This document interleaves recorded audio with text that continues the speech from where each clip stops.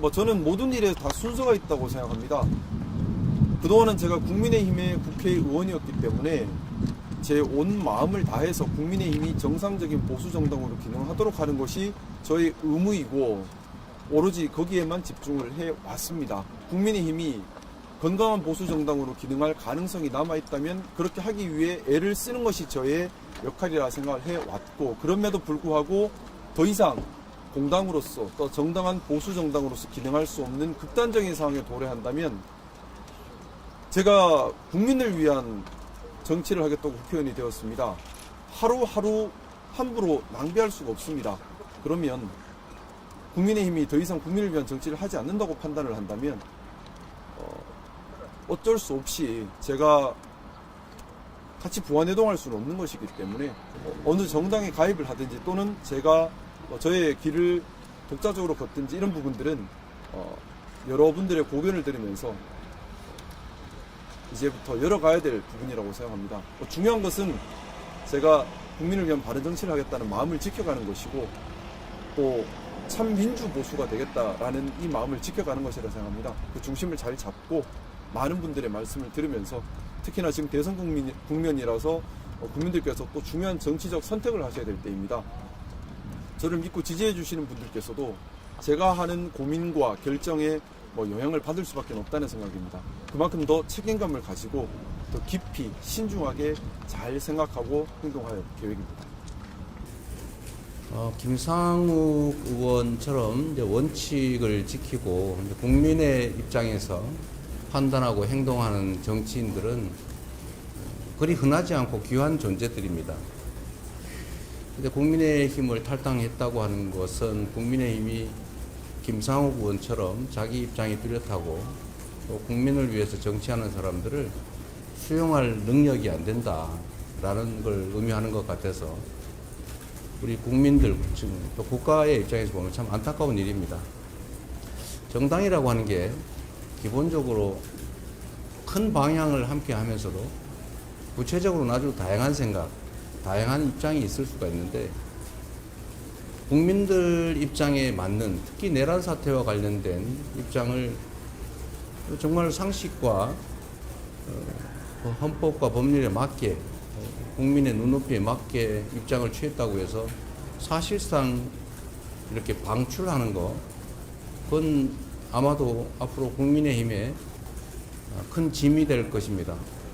김상욱 의원뿐만이 아니라 우리 더불어민주당은 지금 현재 회복과 성장이 중요한 과제고 또 그걸 위해서는 작은 차이를 넘어서 통합해서 함께 가야 되기 때문에 꼭 김상욱 의원이 아니더라도 또 다양한 생각을 가진 그야말로 우국충정을 가진 어떤 분들이라도 최대한 만나서 함께 하려고 노력하고 있습니다.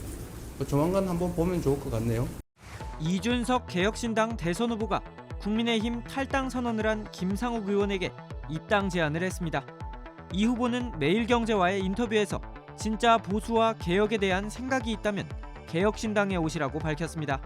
앞서 김 의원은 현충원에서 기자회견을 열고 국민의힘에서 탈당한다고 밝혔습니다. 저는 오늘 국민의힘 선배 동료 의원님들과 당원 지지자분들께 송구함을 올리며 국민의힘을 탈당합니다. 앞으로 극우보수와 수구보수가 아닌 참 민주보수의 길을 걸어가겠습니다. 그러면서 기회가 된다면 이재명 민주당 후보, 이준석 개혁신당 후보 등 대선 후보들과 만나 현안 해결과 나라의 방향성에 대한 고민을 함께 나누고 싶다고 말했습니다. 어떤 나라를 만들고 싶은지 또 그 나라의 방향성이 정말 국가와 국민을 위한 방향성인지 만나서 말씀을 나누면서 제가 배울 점은 배우고 또 혹시라도 제가 좀 도움되는 말씀 올릴 부분이 있다면 같이 또 이야기를 나누면서 그런 기회가 있으면 좋겠다는 생각입니다. 이 후보는 김 의원에게 다선 의원 되고 정치를 편하게 하려면 더불어민주당 가시라고 했고 보수와 개혁의 뜻이 있으면 개혁신당에 오시라고 했다며 선택은 김 의원에게 달린 거라고 부연했습니다. 앞서 김 의원은 많은 고견을 듣고 깊이 생각해 정당 입당 또는 그 밖의 정치 행보에 대한 의사를 결정하겠다는 뜻을 밝혔습니다. 향후 행보가 좀 주목이 되죠? 이준석, 이재명을 만나고 싶다. 네. 그거는 개혁신당이든 아니면 민주당이든 그쪽으로 입당을 하고 싶다는 얘기로 들어도 되는 건가요? 아마도. 고민은 좀 많이 하는 것 같아요. 그러니까 제가 알기로는 예. 민주당의 여러 국회의원들이 그러니까 뭐 당 지도부 차원에서 뭐 이렇게 한 게 아니라 네. 아름아름으로 해서 많이 접촉을 한 것 같아요. 네. 그러니까 12월 3일 비상계엄이 터지고 그때 뭡니까? 그 해제 결의안 네. 이걸 통과시키는 과정에서 김상우 의원을 지켜봤던 민주당 의원들 중에 뭐 적극적으로 만나거나 하진 않았대요. 왜냐하면 그때는 또 그분의 어떤 그런 결단이 괜히 또 막 무슨 정치적으로 뭐 오해가 생길까봐 접촉을 안 했다가 네. 최근 들어서 많이 접촉을 한 모양이에요. 음.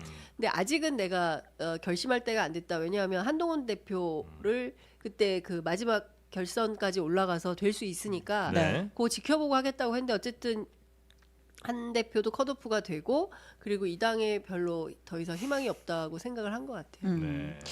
근데 당에 네. 그 이제 민주당의 울산시당 사람들이 반기지는 않을 거 아니에요. 거기 또 민주당 네. 사람이 있으니까. 아니 꼭 그런 것 같지는 않던데요. 어. 김태선 의원 이런 사람들이 뭐 이렇게 나쁘게 생각하는 것 같지는 않던데. 아, 그렇습니까? 예, 예. 네. 제가 사실은 그 당시에 한덕수 권한대행이 상법 개정안에 대해서 거부권 행사해 갖고 재의결을 앞두고 있을 때 이제 야당은 찬성이고 국힘만 설득하면 되는 거잖아요. 네. 그래갖고 몇 사람을 이렇게 만나봤어요. 예. 이거 그 필요하지 않냐. 예. 그래서 이제 김상우 의원도 그때 만났어요.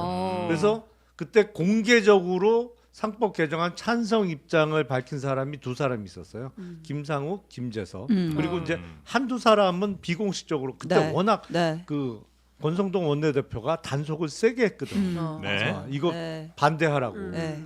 그래갖고 한두 사람은 비공식적으로 그냥 찬성 입장을 밝혔고 그래도 용기 있는 거죠. 공개적으로 네, 상법 네, 네. 개정안에 그렇죠. 대해서 찬성 입장을 밝혔으니까. 그래갖고 그렇게 했는데 이제 4표 모자라 갖고 결국은 폐기됐는데 좀 만나보니까 사람 참 괜찮아요. 네, 스마트하고.